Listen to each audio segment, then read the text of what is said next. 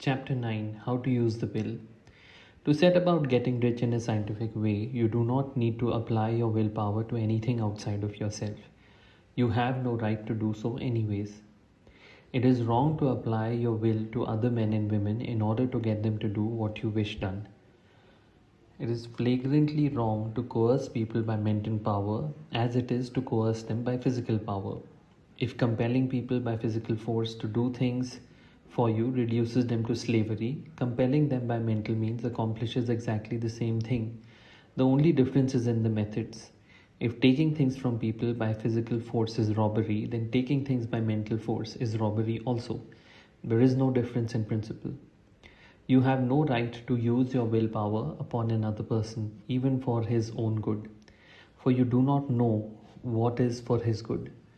The science of getting rich does not require you to apply power or force to any other person in any way whatsoever.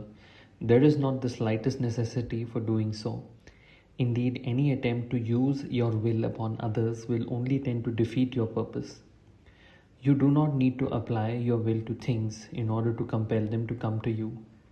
That would simply be trying to coerce God and would be foolish and useless as well as irreverent. You do not have to compel God to give you things any more than you have to use your willpower to make the sun shine. You do not have to use your willpower to conquer an unfriendly deity or to make stubborn and rebellious forces do your bidding. Substance is friendly to you and is more anxious to give you what you want than you are to get it. To get rich, you need only to use your willpower upon yourself. When you know what to think and do, then you must use your will to compel yourself to think and do the right things. That is the legitimate use of the will in getting what you want. To use it in holding yourself to the right course.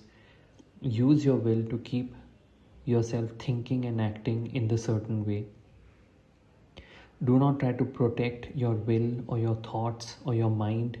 Do not try to project your will or your thoughts or your mind out into space to act on things or people. Keep your mind at home. You can accomplish more there than elsewhere. Use your mind to form a mental image of what you want and to hold that vision with faith and purpose. And use your will to keep your mind working in the right way. The more steady and continuous your faith and purpose, the more rapidly you will get rich, because you will make only positive impressions upon substance, and you will not neutralize or offset them by negative impressions. The picture of your desire held with faith and purpose is taken up by the formless and permeates it to great distances throughout the universe, for all I know.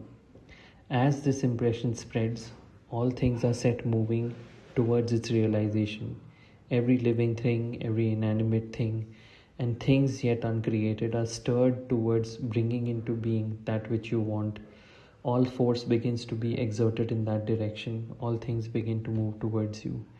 The minds of people everywhere are influenced towards doing the things necessary to the fulfilling of your desires, and they work for you unconsciously. But you can check all this by starting a negative impression in the formless substance. Doubt or unbelief is as certain to start a movement away from you as faith and purpose are to start one towards you. It is by not understanding this that most people who try to make use of mental science in getting rich make their failure. Every hour and moment you spend in giving heed to doubts and fears, every hour you spend in worry, every hour in which your soul is possessed by unbelief sets a current away from you in the whole domain of intelligent substance. All the promises are unto them that believe, and unto them only. Notice how intent Jesus was upon this point of belief, and now you know the reason why. Since belief is all important, it behooves you to guard your thoughts, and as your beliefs will be shaped to a very great extent by the things you deserve and think about, things you observe and think about, it is important that you should command your attention. And here the will comes into use, for it is by your will that you determine upon what things your attention shall be fixed. If you want to become rich, you must not make a study of poverty. Things are not things are not brought into being by thinking about their opposites. Health is never to be attained by studying disease and thinking about disease. Righteousness is not to be promoted by studying sin and thinking about sin. And no one ever got rich by studying poverty and thinking about poverty.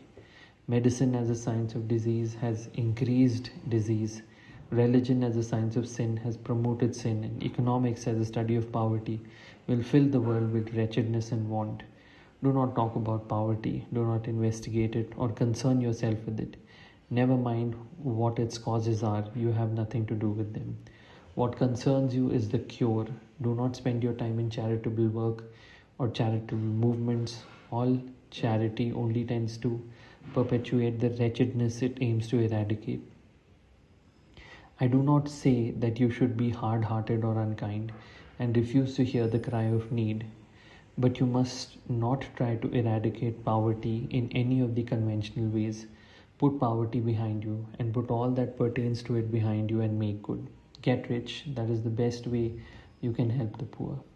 And you cannot hold the mental image which is to make you rich if you fill your mind with pictures of poverty. Do not read books or papers which give circumstantial accounts of the wretchedness of the tenement dwellers, of the horrors of child labor, and so on. Do not read anything which fills your mind with gloomy images of want and suffering. You cannot help the poor in the least by knowing about these things, and the widespread knowledge of them does not tend at all to do away with poverty. What tends to do away with poverty is not the getting of pictures of poverty into your mind, but getting pictures of wealth into the minds of the poor. You are not deserting the poor in their misery when you refuse to allow your mind to be filled with pictures of that misery. Poverty can be done away with, not by increasing the number of well-to-do people who think about poverty, but by increasing the number of poor people who purpose with faith to get rich. The poor do not need charity, they need inspiration. Charity only sends them a loaf of bread to keep them alive in their wretchedness, or gives them an entertainment to make them forget for an hour or two. But inspiration will cause them to rise out of their misery. If you want to help the poor, demonstrate to them that they can become rich. Prove it by getting rich yourself. The only way in which poverty will ever be banished from this world is by getting a large and constantly increasing number of people to practice the teachings of this book. People must be taught to become rich by creation, not competition. Every man who becomes rich by competition throws down behind him the ladder by which he rises and keeps others down. But every man who gets rich by creation opens a way for thousands to follow him and inspires them to do so. You are not showing hardness of heart or an unfeeling disposition when you refuse to pity poverty, see poverty and read about poverty, or think or talk about it, or to listen to those who do talk about it. Use your willpower to keep your mind off the subject of poverty and to keep it fixed with faith and purpose on the vision of what you want.